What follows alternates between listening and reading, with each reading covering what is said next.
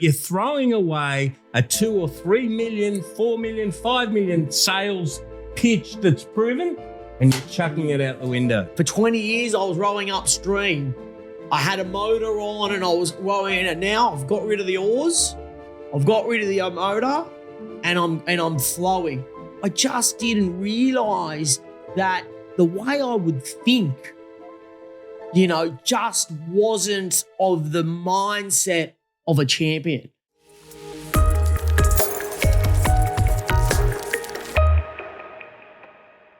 And welcome to the MindScape Blueprint Podcast. And this is the first of our MindScape Blueprint Podcast, where we're going to endeavor to climb into the minds of some extraordinary people and some extraordinary successful people at that.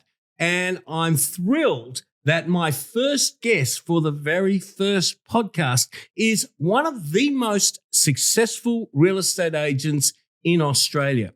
Think about this, top 5 in over 1,000 agents internationally. And that says something in itself. He's been the number 1 agent in his local area. And I'm thrilled that today I'm joined by Charles Toomer from Ray White Touma Group. Charles, thanks for being here. Absolute pleasure, Mark.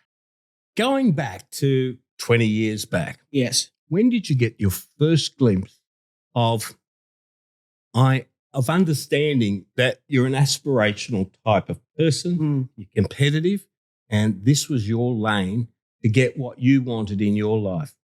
Can you remember that first experience? I think the first experience was watching the people I worked for, right? And watching their craft, the way they dressed, the way they acted, their confidence, and how much they enjoyed what they did. But there must have been something that you observed about what these people were doing, not just their craft, but where they were going, what they were able to achieve, the money they earned. What was it that you've gone, I want that? Multiple things, right? So obviously looking at them, obviously quite successful from a monetary point of view, earning a lot of money. The lifestyle that our career provides, it's a game and it's a lifestyle. It's not a job. Yeah. So for me, it was, like I say, it was the profile that they built. It was the lifestyle that they were able to adapt. And it was the success by doing those things well that attracted me to go, right, how do I play this game, but how do I play to win? I got you. So let me just picture you 20 years ago.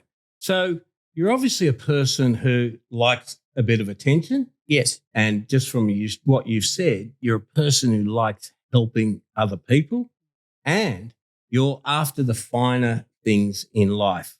Did that pretty much sum up who you were 20 years ago?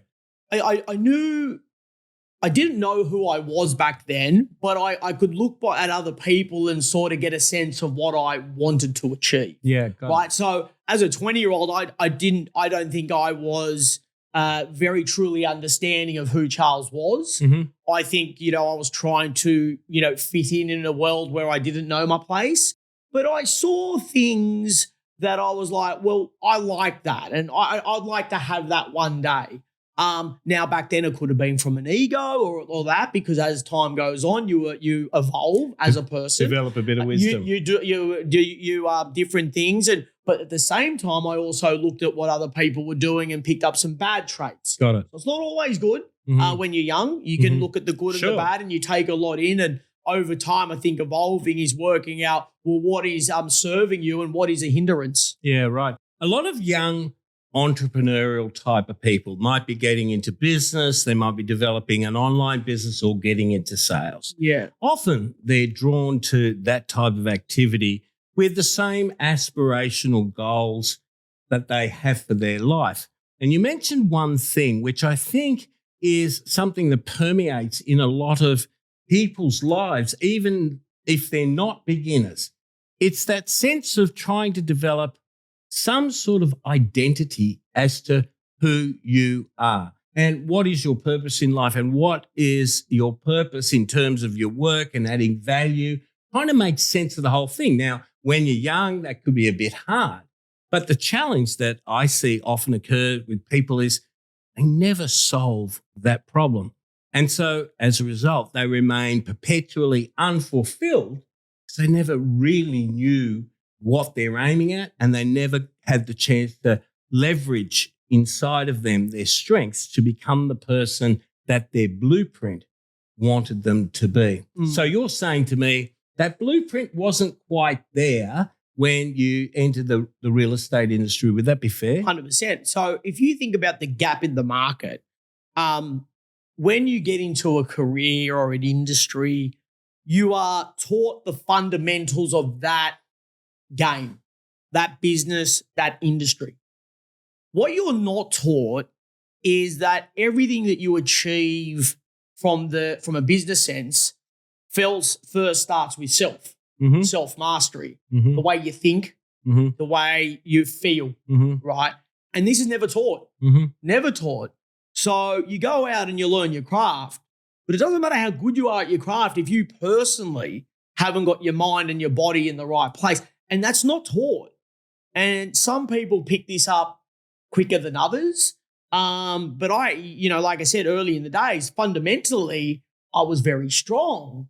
But like when you and I started to work, well, who are you? Yeah. And I hadn't actually had time. I never slowed down. Think about, well, who am I? What drives me? What is my identity? Because when you know what you are and what you aren't, you can then be of more confidence and of more service. Yeah. But I think as a younger person in whatever career they are, there is something there that's not really taught about the mind and the body, because everything else is a byproduct of how you are. And when you talk about self-mastery, you're not talking about, being some sort of Tibetan monk and not being able and being able to cope with not speaking to another human being for 5 years. You're not talking about that. You're talking about the ability to understand oneself, like a mechanic would understand how a car engine works. You're talking about understanding how you work. And so what you're saying is that really wasn't prevalent in the early parts of your career. Nevertheless, you obviously went forward, achieving some significant successes along the way. Would that be fair to say? Yeah, because fundamentally, I was strong at the basics. So market knowledge was the number one thing, market and product knowledge, and then working buyers. Because as a young agent, how many sellers are going to come to you? Why would someone use me at the age of 21 rather than someone that was established? Yep. But buyers were, I suppose, the forgotten part of real estate. And I could go to a senior agent and say, you sold 5 houses, last month. You mind if I just call all the buyers that went to the open? Yeah, right. And then you'd call those buyers and say, I had you down looking to buy. Have you found anything? They'd say no. I say, would you like some help? Okay, so you were always willing to go that step forward, communicate with people, take to them all that you'd taken in terms of your market research, knowing your area. And so you were able to communicate at a level that somewhat pitched you as, wow, this guy's pretty sharp. He knows his stuff for a young dude. Is that what was happening to you? That was happening, but think about this, right? So when you, as a buyer, I would be telling buyers about other agents' listings, but I would not get a commission. Got it. I'd get nothing for it. And they'd say, Charles, why are you telling me about another agent's listings? I said, for me, it's about getting you the right property, not just trying to sell you what I've got. So it was about this genuine desire in you to give. The more you give, the more you'll get back. So if I looked at it and go, right, if I serviced you as a buyer, I knew if you bought off another agent, when you went to sell in 5 years' time, guess who you're calling?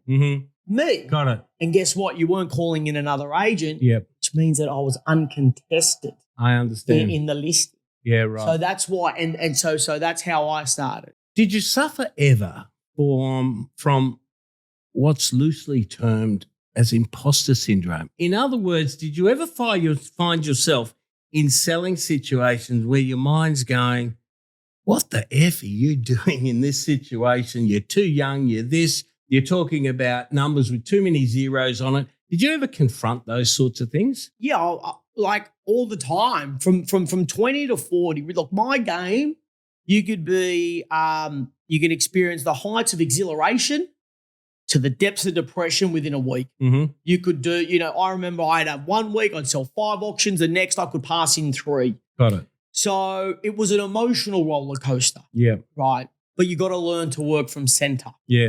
Right. I understand. You can't let your wins get to your head. Can't where you get losses go to your heart.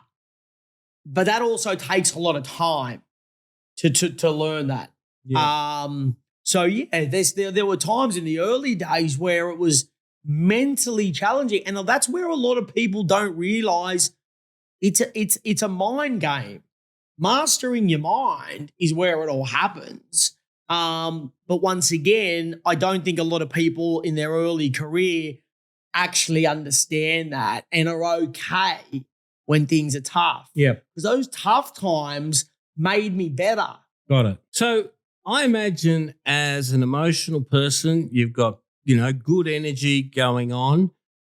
There would have been times where it became dark for you. And I think, often people jump onto podcasts and they listen to successful people speak and they aspire to become like that successful people, and often, berate themselves thinking, I'll never be as good as this person, because I think what this medium fails to acknowledge is that we're all humans and we do encounter challenges, some that are quite significant along the way. And no doubt that was the case for you as you're going through those 20 years of development to get to where you got to.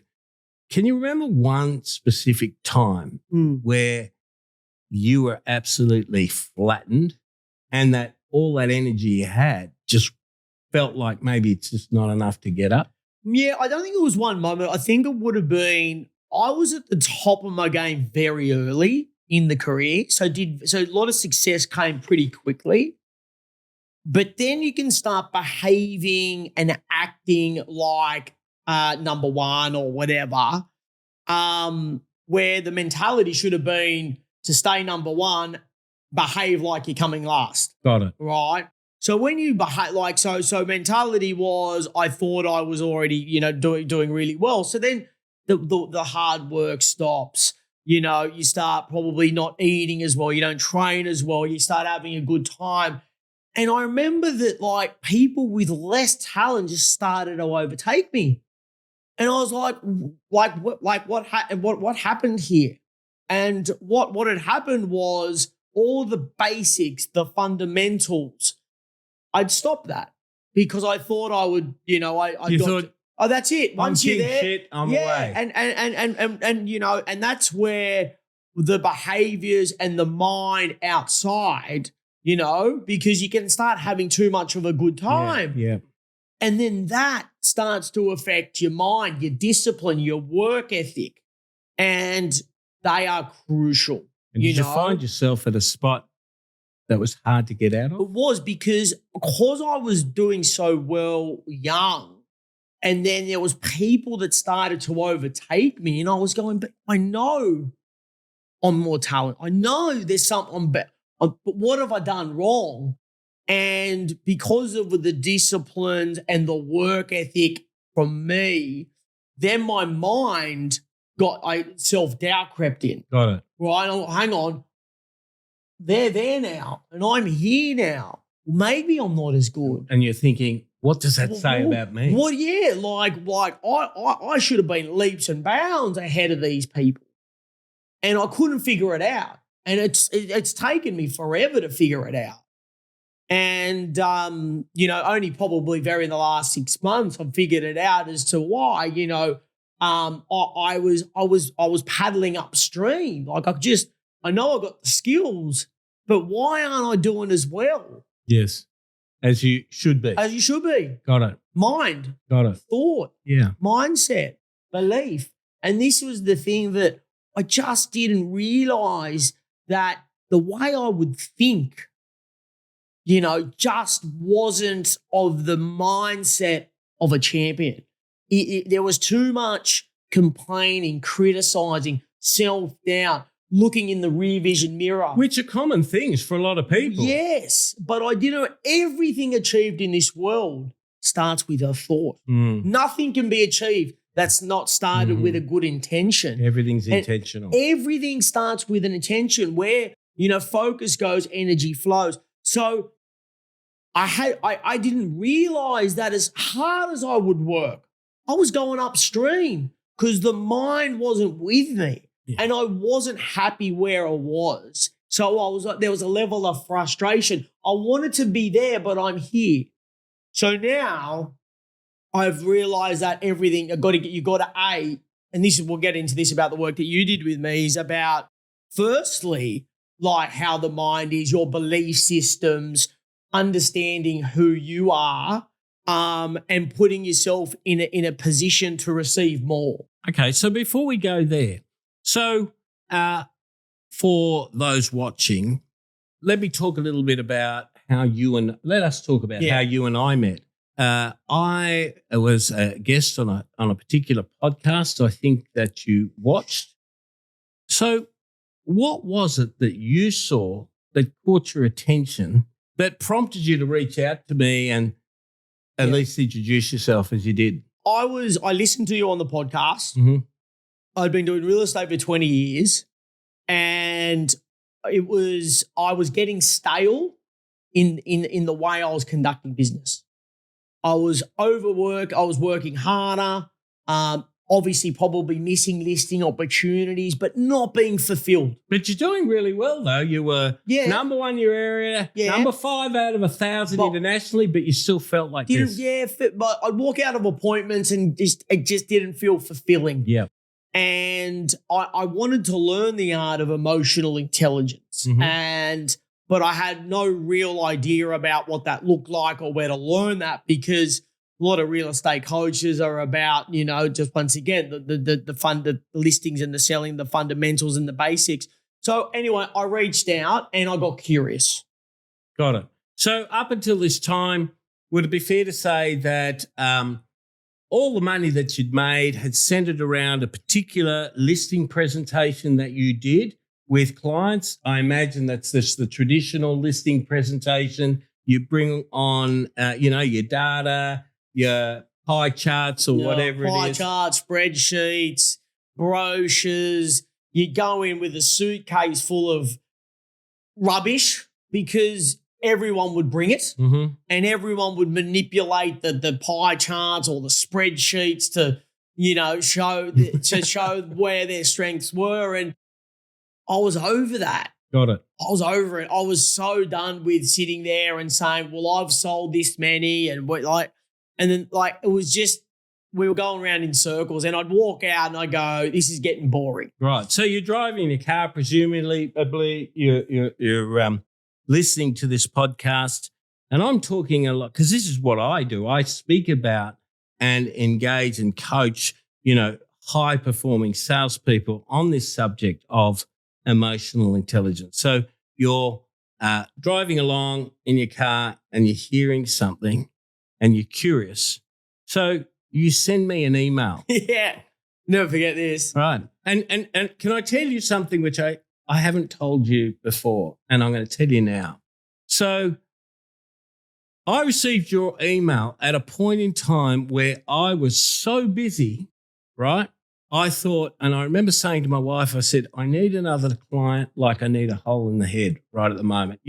I was struggling to get across all the commitments I had.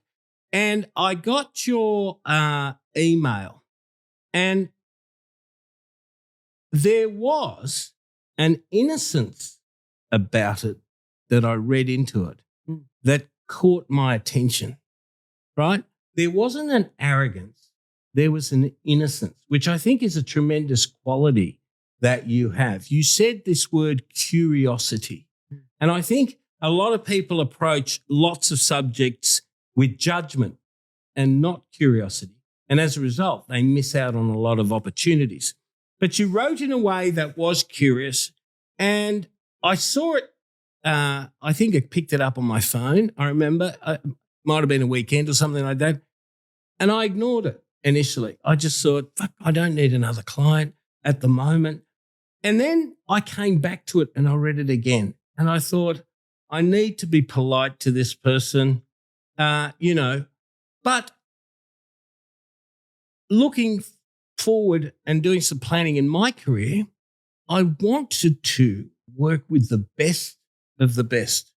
I was on the lookout for people who are really good at what they do, who have an aspiration to become the best, not just for themselves, but to be the best in their space.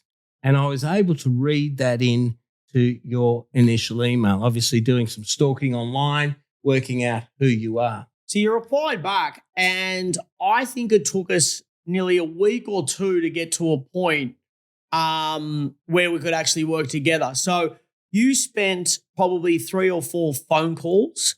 You asked, and what you did was ask me so much about me, what I was thinking, why, through this massive qualification process about who I was, what I wanted to achieve. And then you pushed back on me. You actually said, I'm not sure if I can help you. And I was like, what? And you said, I want to work with people that want to be number one.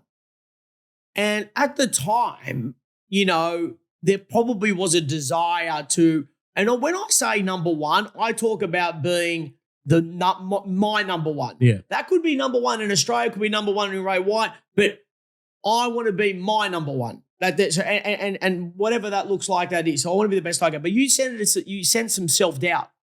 You actually asked me to write an email as to what it would mean to me to be number one. What would it mean? Why do I want it? I'd never actually sat down, and I think at 3 a.m, I wrote an email to you, and it got me thinking about why I wanted it, what was important about it.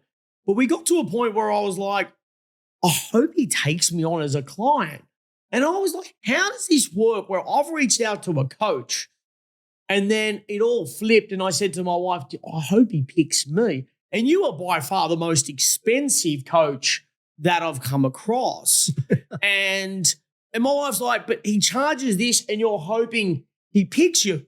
But I suppose the whole point of it was, by the end of it, you've invested so much time getting to know me, challenging me, working out really what was underneath or what my internal desires were and bringing them to surface. By the end, I was like, I hope we can work together, and ultimately we did. Mm-hmm. But it was certainly a journey to get from. It wasn't just like, yep, let's go, let's work together. You really did take a lot of time before engaging together about, am I the right fit for you? And what I wanted to try to do here is to understand who you are, to determine also whether or not you had the resilience to cope with the pushback. Because a lot of people in the sales business just take on anyone that's got a big red sticker on their forehead saying, I'm a buyer, or I want this, and we end up finding ourselves working with clients that we don't particularly want to work with. And often part of my coaching is, no, you can sit down and choose who you want to work with. So I want to see in you as to whether you really meant what you said about what you wanted to achieve.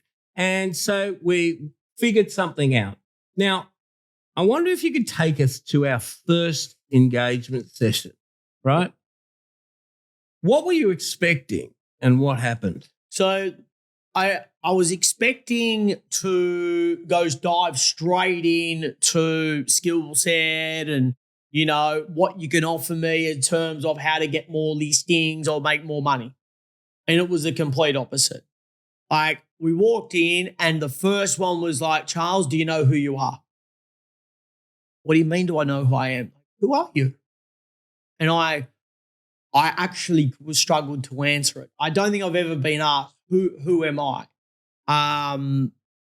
And we spent a lot of time getting to know who I was, what my beliefs were, what my past, looks like, where my mind and my mindset was currently at.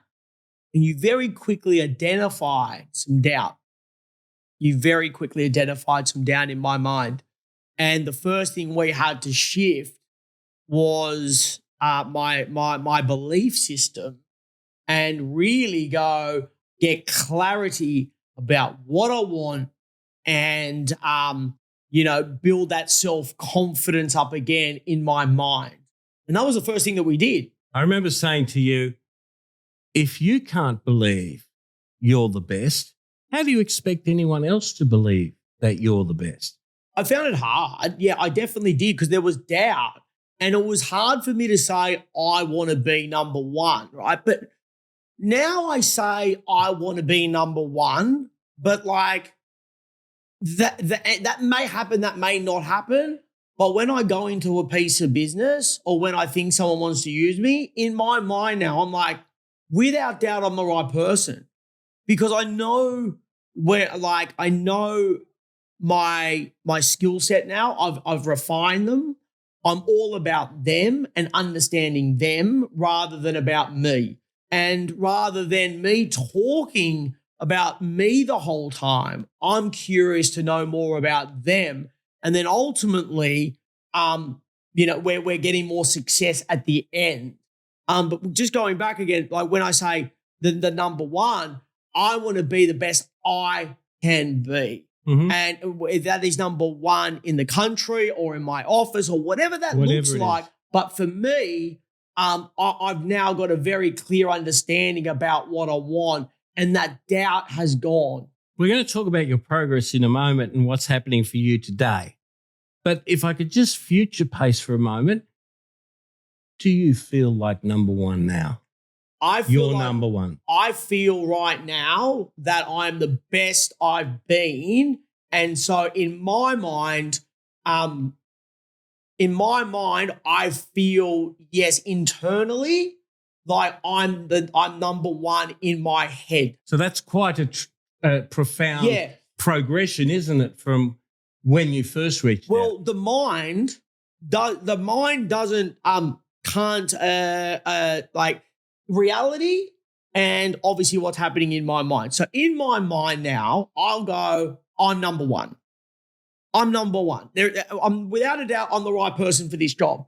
Now, in the physical world, that may be right or may be wrong, but in my internal dialogue with myself has shifted. Which is all that matters at the end of the day. And this is 100%. So everything in my mind is like, I am enough. I have enough. I've done enough. But I'm ready for more when that comes. That sense of confidence allows me to walk into a room and express my recommendations and advice on a level of confidence that people have now got, wow. So in the 3 months or so that we've worked together, what noticeable difference have you seen in yourself and the outcomes of the listing presentations that you've done where you've seen this incremental growth in outcomes as a result of this shift in thinking, which I want to dive into in a minute, but what have you seen? So I've noticed that more engagement, more fulfilling conversations, obviously better results. But the big one was like I said, I used to walk in with a portfolio of paper and we just sit there and go through pie charts and graphs and brochures. And, now going into the appointment, I'm like, how much can I know? Like how well can I get to know this person? But if I get it, I get it. And you know what? If I don't, it's also okay. And being okay with that, for some reason, I'm detaching myself a little bit from the outcome, which attracts the client. Yeah, Interestingly, we went on a listing appointment together. Yeah. Do you remember? You said to me, "All right, Mark, what do I need to take into this appointment? Should I take this?" And I've gone, take nothing. Like, take nothing. And there'd be a number of real estate agents listening to this going, how the heck do you walk into an appointment with nothing? How'd you find that experience? At first, really hard. Really so you're hard. throwing away a really, I don't know exactly what you earn in GCI, but you're throwing away a 2 or 3 million, 4 million, 5 million sales pitch that's proven, and you're chucking it out the window. Found it hard, but it was the listing presentation had to evolve, and the questions that I was able to create and ask just created a level of engagement beyond looking at a sale. The reality is most people have done research. You would not be in their living room if they did not think you could sell the home. Sure. Why would you be there? That's right. Right? But what we're there to do is find out exactly what they want, what they need to give them a level of comfort. What do they need to see to validate a decision to sell their most desired asset? What are some of the experiences that they've had in the past, and what would they like to change? So what you're saying is you're connecting with them at an entirely different level, almost at a non-verbal level, even though you're asking questions, but you're connecting in the heart with these people. Well, think about why talk to someone about in real estate language that's not a real estate agent. Mm-hmm. So we've sold this and that and this and that. They're not in the game. They don't like. So you're saying they don't have context? They don't have context. For them, it's very simple. Go and find me the buyer that absolutely loves my house. Mm-hmm. And so I think we can simplify, but the best advice you gave me was, yes, Charles, you are an expert in real estate. And yes, I am. But they're an expert in themselves. Mm-hmm. And I remember that conversation. Yeah, and the more that you ask them about them and know about them and you build a more rapport, emotional connection, real estate stuff just flows off the back of that a little bit more. I know we've been doing a lot of work around, we've choreographed a whole brand new listing presentation where we connect with people and their hearts. Mm. And you've certainly told me some stories about situations where you've gone in to do a listing where one particular story where they were husband and wife, and the wife selling the mother's home. I think it mum's just gone into a home. Yeah, so it's a very emotional period of time for them. And you've gone in there, and it would be a typical scenario where, from what you've told me, this person's emotionally charged anyway, given the situation, a lot of house memories in this home, and they typically wouldn't want, or a real estate agent may not be the most popular person at the party, so to speak, in that scenario. But you took in this approach. What changed as a result? Tell me about the dynamic. It was a little bit about, speaking to the daughter and say, so I believe this is mum and dad's house. He said, do you mind if, what year did they buy it? Right. Getting really deep. Yeah. And I was like, they must have been really proud back then. And, and we talked a little bit about what it was like to grow up in the house and how she feels about, potentially if she had to move away from it and, what it was like to live there. And, so we dived into a lot of that. But anyway, the end of the outcome was I got a text after the next day from the husband where he said, Jenny was really apprehensive about inviting an agent over.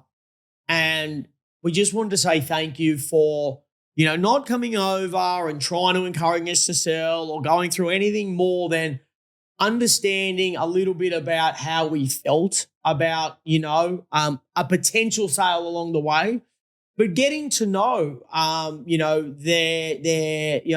how mum and dad bought it and, was it their first home? And I believe you told me that. Yeah. she got photo albums out. Yeah, no, that was another one right. where, you know, I went into and we talked, and I was connecting with a gentleman. We were talking about his daughter, and I saw a photo and they went of them skiing together. And I said, it looks like the emotions on the face of this photo looks like it was a really special time. And he just went on about what a cracker. Yeah, and then, we talked about his daughter and she's in university, and then they've been skiing together since they were 6, and he brought the photo album out, and like that would have never happened if you're sitting there with a pie graph, right? Correct. And win, lose or draw, like you walk away a hell of a lot more fulfilled as an agent, in my opinion. So I get excited going in now. I don't have any anxiety, win, lose. You just having better but you do get better luck at the end. As it turns out, you're getting yes after yes after yes after yes after yes, because would it be fair to say you're approaching this situation as one human being to another, expressing that care, talking about them rather than just the transaction? Yeah, 100%. A lot of it just comes down to human connection. Got it. You know, forget the iPhones, the iPads, it's eyeballs, right? Yeah. Looking someone in the eye and going and looking and having a good, honest conversation, understanding what they really want, giving them options on how to get that, and then asking them, do they believe that I'm the right person to go out and find that buyer that immediately walks into their home and says, I love it, I want to buy it, for all the reasons that are important to that buyer. That's fantastic. Look, we're getting close on time. I want to finally ask you, starting to acquire the skill, we had a conversation the other day and you were telling me about, you said, hey, Mark, come to realize everything is about how you think. Yeah. Everything. And I often talk about that the quality of your life is inextricably linked to the quality of your thoughts. And we are always drawn towards the most dominant thought in our life. So I want to talk, last question I want to ask you is, what is the most dominant thought in your mind about where you are going? In my mind, I'm going, okay, I've got a goal in my mind, which has already happened. I will think about it in the morning and I'll play some music around it and I'll feel what it's going to feel. I'll try and get the feeling that I've already achieved it. But then I trust that it's going to happen, but I'm not in a rush. It'll happen when it happens. So for me, I have to understand right now, this is exactly where I'm meant to be. Everything is now happening for the best. If I lose a listing, it's a stepping stone to something better. Something, around the corner is happening that will get me closer to where I want. So I trust that it will happen. But the secret in my mind is being very comfortable with what I have right now, because I'm not in a state of lack. I am enough, I have enough, and I've done enough. But when the universe is ready or whenever it's time, I'm ready to receive more, which I've got an idea of what that is, but I'm just going to be trust and have patience that it will happen. So when I trust that it's going to happen, I wake up feeling I've already achieved it. Yeah, so it's happened. You know it's going to happen. It's happened. And if it doesn't, it doesn't. But I'm like, okay, like it's going to happen. So I don't have to worry about it anymore. So it's almost... I'm going downstream. It's almost like I expect the best, but I accept whatever happens. I accept whatever happens, and my mind is I don't criticize anymore. I don't complain. Every situation I look for the silver lining. Every situation is a stepping stone to something better. It is okay when things don't go your way. It is okay if I feel frustrated at any particular time. Like the ocean, right? I think it goes in ebbs and flows. Ebbs and flows, and being, okay when things may not be going, completely, because everything is happening for the best and everything will turn out how it's meant to be. And everything is a stepping stone. But I know from a level of trust that everything is happening for me and that what I want, I've already got.